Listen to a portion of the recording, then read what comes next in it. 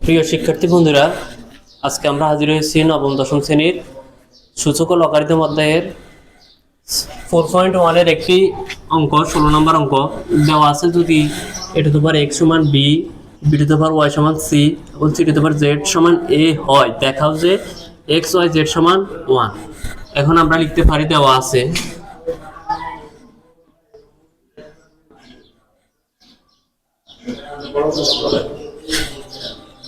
a to the power x সমান b, b to the power y সমান c, c to the power z সমান a। এখন আমরা এখান থেকে যে কোনো একটা মান নিলেই হবে, আমাদের অঙ্কটা মিলে যাবে। এখন আমরা যদি লিখি a to the power x সমান b, বা এখন এই যে a সমান হচ্ছে c to the power z, তার মানে আমরা লিখতে পারি c to the power z আর আগের x গুণাকার আছে, তাহলে লিখতে পারি x সমান b।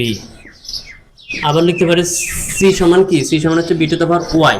এখানে আমরা লিখতে পারি b আর আগের x z গুণাকার আছে, তাহলে আমরা লিখতে পারি x y z সমান b, বা b to the power x y z, এটা b এর উপরে কিছু নাই, মানে মনে মনে পাওয়ার 1 আছে, তাহলে নিচের বৃত্তি বৃত্তি কাটা যায় আর থাকে x y z সমান 1 সমান সমান আর দেখানো হলো শর্ট।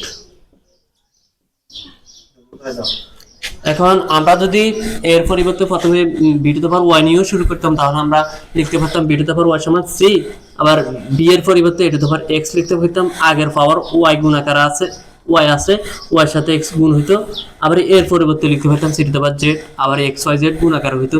এভাবে যে কোনো একটা মান নিয়ে করলে আমাদের এই অঙ্কটা খুব সহজে সমাধান হয়ে যায়। এখন আমরা লিখতে পারি a to the power x সমান b, তারপরে c to the power z সমান a, যে এর পরিবর্তে c to the power z লিখলাম, আগের x গুণাকার লিখে দিলাম সমান b। আবার c b to the power y সমান c, c এর পরিবর্তে লিখলাম b to the power y, আগের x y আগের x আর z গুণাকার আছে, আমরা সাজায় লিখলাম x y z সমান b। এখন পরবর্তীতে আসলো b সমান x y z, b এর উপরে কিছু নাই মানে হচ্ছে 1, b এর উপরে কিছু নাই মানে 1 আছে পাওয়ার, এই কারণে b টু দি পাওয়ার 1 মানে হচ্ছে 1।